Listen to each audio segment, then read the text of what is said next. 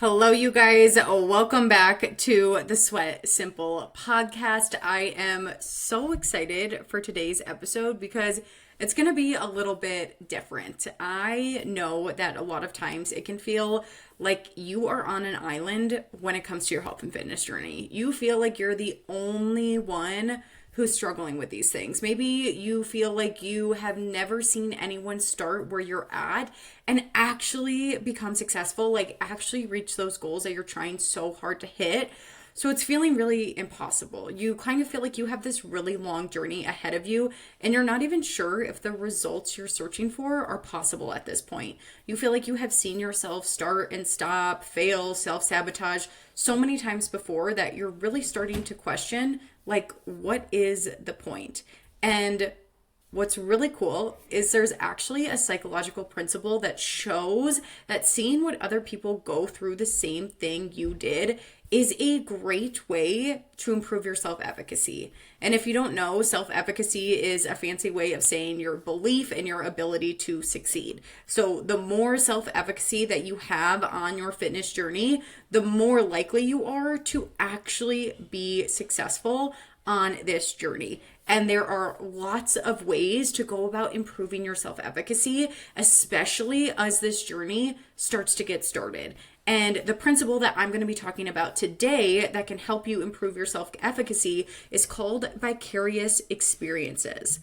Basically, seeing that other people have been successful achieving your goals, especially people who have started in a very similar place as you, can be really, really beneficial to helping you realize this is possible for you too.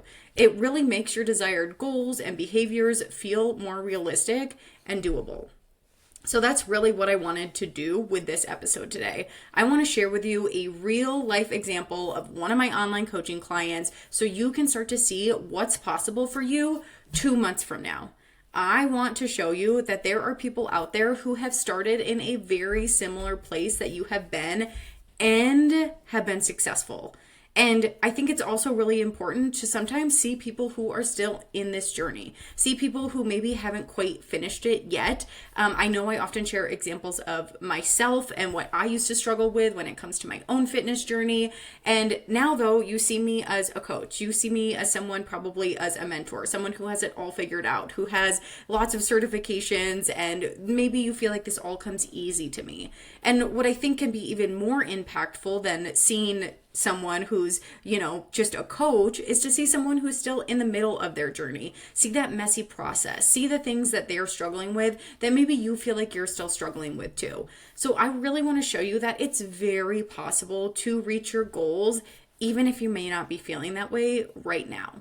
So let's set the stage. Today, in this episode, I'm going to be talking about my incredible one-on-one online coaching client, Haley. And hi, Haley. She's probably listening because she actually decided to invest in coaching after my podcast episode about how to stick to your goals for the next 6 months. If you haven't listened to that episode yet, I highly recommend it. It is a really juicy episode, and it's really going to give you that push to kick your butt into gear for the final half of the year. The episode number is 105, so make a little note of that. I'll include it in the show notes, but that would be a good one to jump to after this. But back to Haley. She started with me about 2 months ago. And when she came to me, she had really similar goals that all of you might have right now. She wanted to lose some weight, but she wasn't overly concerned about the number. What she wanted most was to feel healthier and happier in her skin, and most importantly, build habits she would stick to. She had lost weight in the past. She didn't want to do this in the same way where she lost the weight and then gained it all back. She really wanted to find something that started to feel like more of a lifestyle, and I think a lot of us can relate to that. But at the same time, she currently liked to enjoy some alcohol, especially when she was going out with friends, and she tended to go out a lot to eat for her work. She loved sweets, she loved salty snacks, and she kind of felt like these things might be what was holding her back. In fact, she even mentioned to me, and I hear this from a lot of you in my DMs, that she really knew what she needed to do to make these changes to be healthier, to feel better in her skin, but she hadn't been able to maintain the motivation or accountability to actually take these actions. pause, tell me. I think we can all relate to this. We know we need to be eating the salads. We know we should go and strength train and go for walks. Like, we know the things that are healthy habits. But if you're like Haley and work a really demanding job, you're busy with your kids, your husband, your friends, you feel like you have no time, it can feel really hard to actually get yourself to do those things, especially at the end of a long day after making a million decisions for everyone else, whether it's your family, whether it's work related, whether it's just a million other decisions you have to make about your personal life. You just don't have the self-control, the determination, whatever it is, to choose the salad over the frozen pizza or takeout. Not to mention, when you're not choosing the salads, the workouts, the extra hours of sleep, you find that you have less energy to actually have the motivation to go to the gym, to cook at the end of a long day. It's just your energy starts to become non-existent. It's a really tough cycle to be in. Changing your habits on one hand takes energy and effort, but you also need energy and effort to get the ball rolling. You're kind of stuck. You're stuck because you feel like you have no energy to do these things, but you have no energy because you're not doing these things. Because of this, it can feel really hard to start making changes when you feel like your current lifestyle, your current preferences, your current everything about your life just isn't set up for fat loss. Like, how do you even begin? And most importantly, how do you begin in a way that's sustainable? I think many of us can relate to feeling like we are on top of our fitness game when life is easy and basic and we don't have much going on. But the second we get stressed or busy or travel picks up, that's when it feels like things fall apart. But at the end of the day, this is really our life, and it's really important to start to learn how to implement all of these things during all periods of our life, whether it's a really seamless, easy period, or whether it's one of those really busy, stressful periods as well. So I'm going to walk you through where Haley and I began so that you can get some ideas for yourself. You know that I am all about slow and sustainable changes, not these giant big overhauls. So that's exactly what my coaching process is. So first thing I did was learn all of this about her and what her goals were. I always like to say you are the boss of your own life, and psychology has proven time and time again that in order for you to be the most successful on your health and fitness journey, you have to have autonomy. You have to have buy-in to this process. I know some coaches will say, this is just my format and you have to stick to it, and I'm going to force you to start in a reverse diet and blah, blah, blah. That doesn't give you any autonomy. You need to feel like you're part of the process, which is exactly what I do with my clients. So I really look at how can I set you up with a program that's going to work for you long term. And in order to do that, I need to know what your lifestyle looks like currently. So first step is really identifying the things that I just shared. Where she was currently at in her journey, where she would like to be, and what she really felt like was holding her back from getting there. Once we're able to identify that, then I set her up with personalized calorie and protein recommendations so that she could start learning how to properly fuel her body for fat loss and body recomposition. Now, the goal with this initial nutrition plan, these nutrition targets, it's not to be perfect out of the gates. It's to start getting education. It's just to start learning a little bit more about where you're currently at, what the types of foods you are that you're eating, and starting to track your food intake can help you be a lot more mindful of what you're consuming. And Haley saw exactly that. Within the first week, she really realized that part of the reason she had been snacking so much previously is because she wasn't getting enough protein. And by tracking her food, she was able to start to gravitate towards more of those higher protein and fiber foods. She was able to feel more full and satisfied throughout the day, and she wasn't reaching for these random snacks. And because of that, because she was starting to feel more full and satisfied and her snacking was naturally coming down, and now she actually had a better idea of how much she should be eating, what a proper portion size looked like, she started making some progress pretty immediately. She saw some scale drops. She successfully navigated work lunches while still staying within her calories. She started walking more throughout the day. She got more consistent with strength training. that initial step of just bringing more awareness to what she was eating and have the accountability of checking in with me on a regular basis was helping her be so much more successful than she had in the past. But let's be real, this was just step one, because as we know, it is easy to stick to our goals and habits when life feels normal. When we're just going about our day to day, it can be easy to start to implement these little changes. It's when life gets busy, when we have a lot of social events, when we're out of our routines, that we can kind of get into that screw it, I'll start over Monday mentality. And honestly, Haley was no different. She was just like many of my clients when they start working with me. This is the same trap that I fell into when I started my own health and fitness journey. She had this mentality around weekends, meals out in the past, but she was determined to start to ditch this all or nothing mindset, which is really truly the bread and butter of my coaching. So when Haley's first weekend away popped up, I knew that this would be a really good opportunity to start to flex some of those new skills we were working on.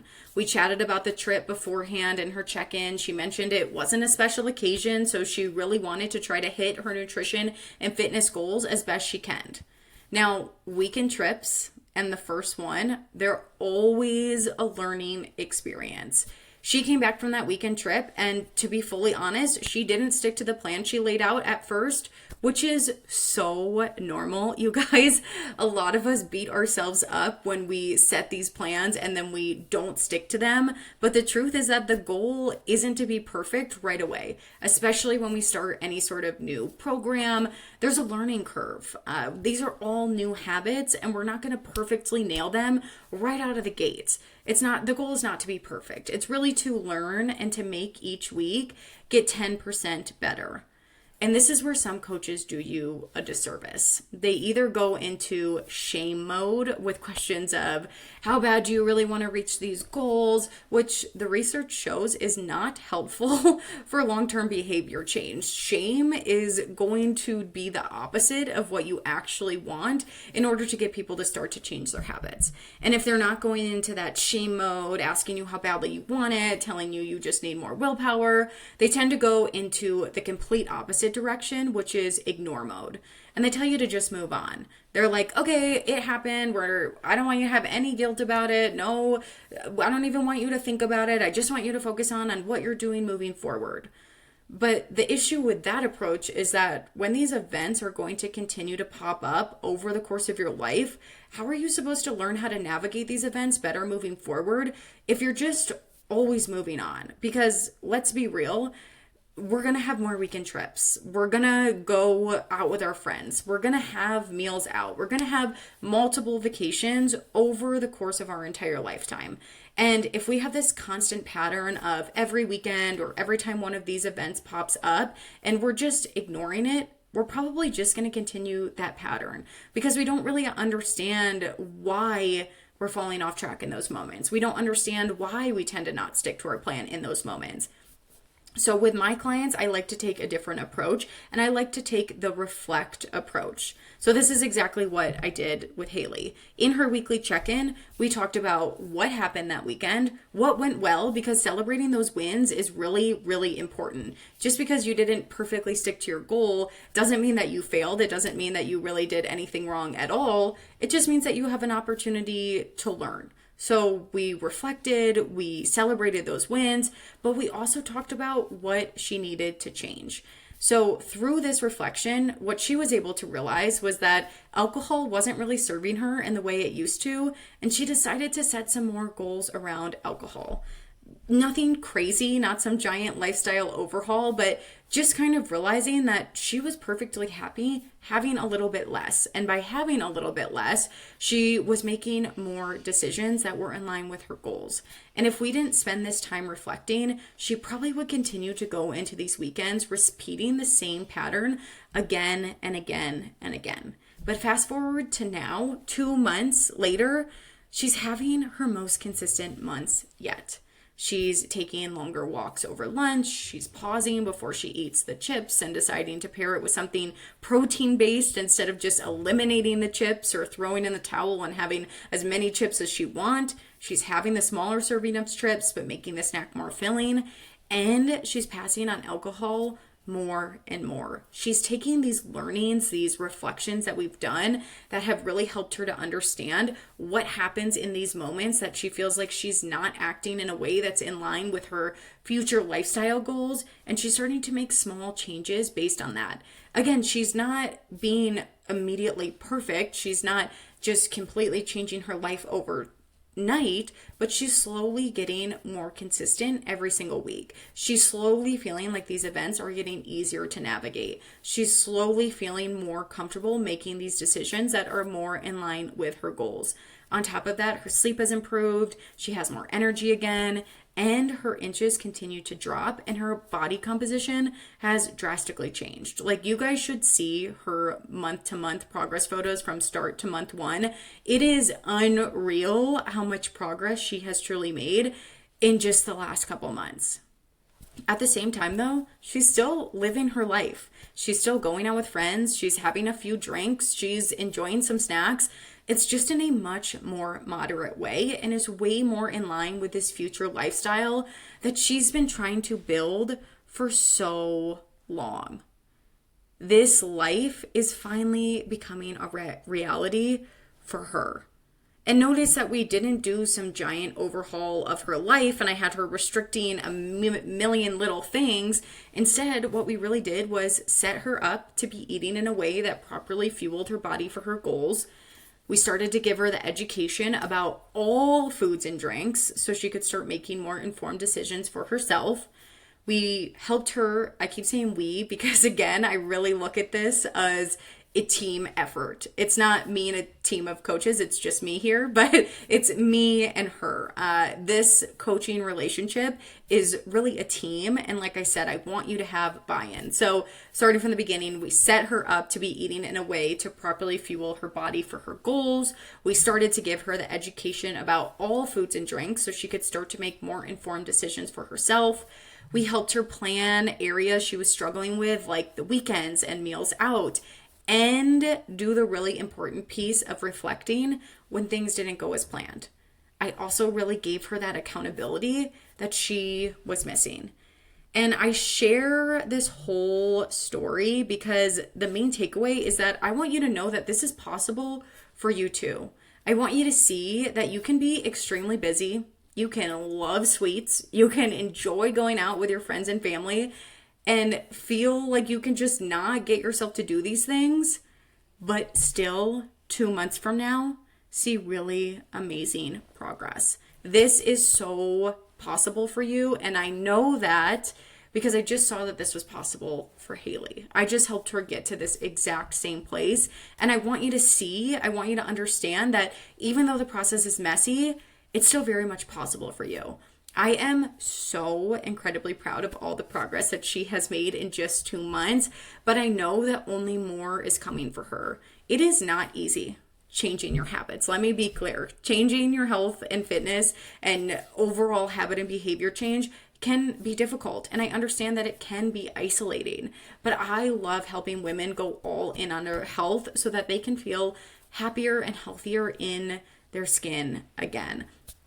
And if you vibed with this episode, I would love to work with you in a one-on-one capacity and help you make these same changes that Haley's seen. I'm going to drop the link to apply to my coaching program in the show notes below, or you can shoot me a DM on Insta. But I hope at this point that this has given you some serious faith that yes, this is possible for you too.